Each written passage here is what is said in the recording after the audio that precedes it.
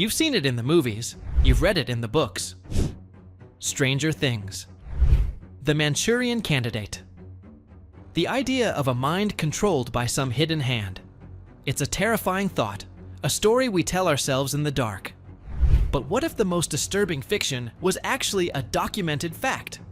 This is the story of how the CIA waged a secret war on the minds of its own citizens, and how the fallout from that war is still breaking our world today. Its official name was Project MK-Ultra, a top-secret CIA program that ran for 20 years, from 1953 to 1973. On paper, its goal was to research materials for clandestine operations to control human behavior. But what it was, really, was a hunt for the holy grail of espionage, the completely controllable human mind. The project was built on illegal human experiments, psychological torture, and a total disregard for human rights. But this isn't just a history lesson. This is about the aftermath. We're going to explore not just what the CIA did, but the legacy of those broken brains, the shattered lives of its victims, the permanent crack in public trust, and how this real-life conspiracy has bled into our culture, blurring the line between truth and paranoia forever. To get how this nightmare even started, you have to go back to the early 1950s. The Cold War was raging. The US was locked in a global struggle against the Soviet Union. A battle fought not just with armies and spies, but with ideas fear was the currency of the day. And the CIA was convinced that the communists had a terrifying new weapon: brainwashing. American POWs in the Korean War had given bizarre, coerced confessions, and the CIA panicked. They feared the Soviets had found a drug or a technique that could erase a person's will and rewrite their loyalties. The idea of a Manchurian Candidate, a programmed killer hidden in plain sight, wasn't just a movie plot. To the CIA, it felt like a very real threat. In this climate of absolute paranoia, the agency decided it could not afford to fall behind. If the enemy was building mind control, America had to get there first. So, on April 13, 1953, CIA Director Allen Dulles gave the green light to Project MK-Ultra. The goal wasn't just to defend against mind control anymore, it was to master it. They wanted drugs to cause amnesia, force people to talk, and even manipulate foreign leaders. In this war of ideologies, all bets were off. American values were pushed aside for national security, opening the door to 2 decades of horror. At the center of MK-Ultra was a chemist named Sidney Gottlieb. Gottlieb ran the project, and he had a simple, 2-step vision for mind control. First, you had to destroy the existing mind. Second, you had to insert a new one into the empty space. He never got very far with Part 2, but he threw himself into Part 1. His favorite tool was a little-known psychedelic drug, LSD. MK-Ultra was a massive program made up of 149 sub-projects running through more than 80 different institutions. The CIA used universities, hospitals, and prisons as fronts, hiding their hand and making their twisted experiments look like legitimate research.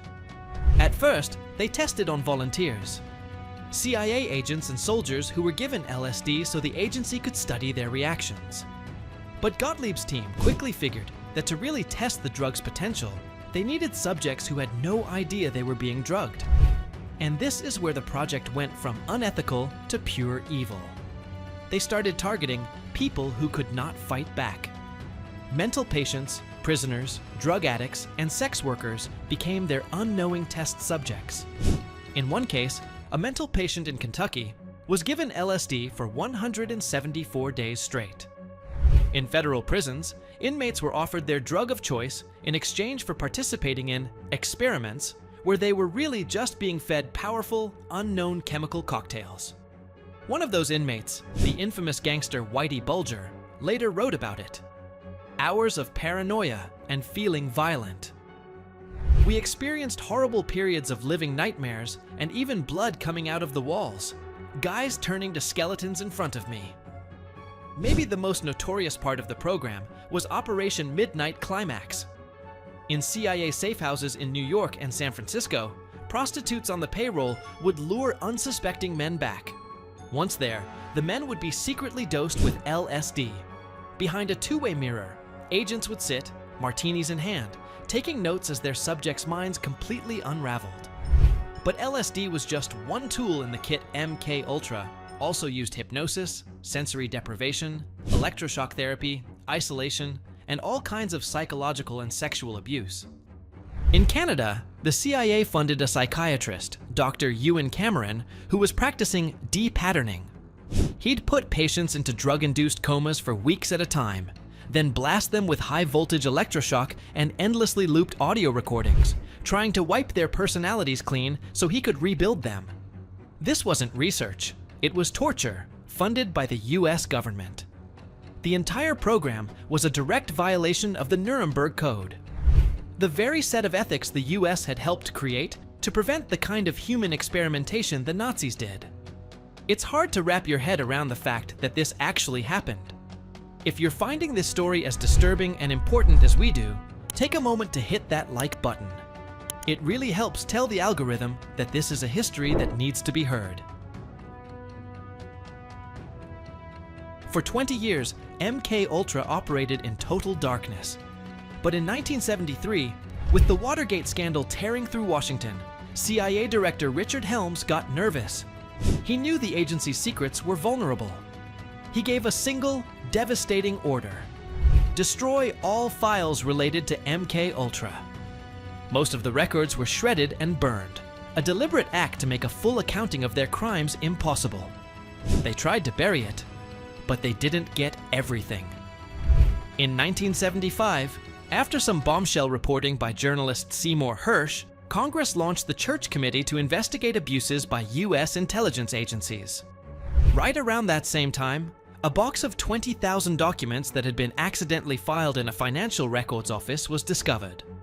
Those surviving files, combined with testimony from people who were there, finally dragged the truth into the light. The hearings exposed the horrifying scope of the program. They told the story of Frank Olson, an army scientist who fell from a New York hotel window back in 1953. His family was told it was a tragic suicide. The Church Committee revealed that just days before his death, he had been secretly dosed with LSD by Sidney Gottlieb himself. Decades later, when his body was exhumed, the evidence suggested he'd been knocked unconscious. Before he ever went out the window, the committee's final report was a stunning indictment, concluding that because so many records were destroyed, the full impact of MK Ultra experiments, including deaths, may never be known. The government had tortured its own citizens and then tried to erase the proof. The official end of MK Ultra wasn't the end of its story, not even close. The real legacy is right there in the title of this video: the aftermath. The shattered minds and the shattered trust it left behind. For the thousands of unknowing victims, the experiments never really stopped. They were left with a lifetime of psychological trauma, paranoia, memory loss, and other crippling conditions. Because the records were gone and the CIA stonewalled, almost none of the victims ever got an apology, let alone compensation. Their lives were broken for a secret, failed project, and they were left to pick up the pieces all by themselves. But the damage went far beyond those individuals. The revelation that the US government was capable of something so monstrous created a deep and lasting crack in the public's trust. If the government could do this and then lie about it for decades, what else was it doing? That question became the fertile ground where modern conspiracy culture took root. MK Ultra is now Exhibit A in theories about deep states and shadowy government plots. And while many of those theories fly off into fantasy, they all stem from a terrifying, documented truth. For 20 years, the government really was running a secret mind control conspiracy. That truth has seeped into our collective brain. Shows like Stranger Things are a direct echo of MK Ultra's experiments on children and vulnerable people. Our movies and books are filled with plots about programmed assassins and government brainwashing, all inspired by this project. MK Ultra has become cultural shorthand for the absolute abuse of power. It's the ghost in the machine of our modern world, a constant, nagging reminder of what happens when secrecy runs wild and people are turned into objects. So, after all that, what did MKUltra actually achieve? In his own testimony, Sidney Gottlieb admitted it was not a high payoff program. All that pain, all those lives ruined, all that trust torched, for nothing. They never found their magic mind control bullet. They never created a real-life Manchurian candidate. All they did was break brains and prove just how fragile our own government and its principles can be. The legacy of MKUltra is twofold. On the one hand, exposing it led to major reforms, like stricter rules on human experiments and more congressional oversight of intelligence agencies. But on the other hand, it left a permanent scar on the American psyche. It's a chilling case study in how easily a democracy can abandon its own values in the name of fear. It forces us to ask a question that's just as relevant today as it was 70 years ago. Where is the line between keeping us safe and protecting our freedom? And who gets to decide where to draw it? The story of MKUltra is a warning. A reminder that the real war for our minds isn't always with a foreign enemy, but with the darkness that can grow right here at home, hidden behind a wall of official secrecy. What do you think is the most shocking part of the MKUltra story? Let us know down in the comments.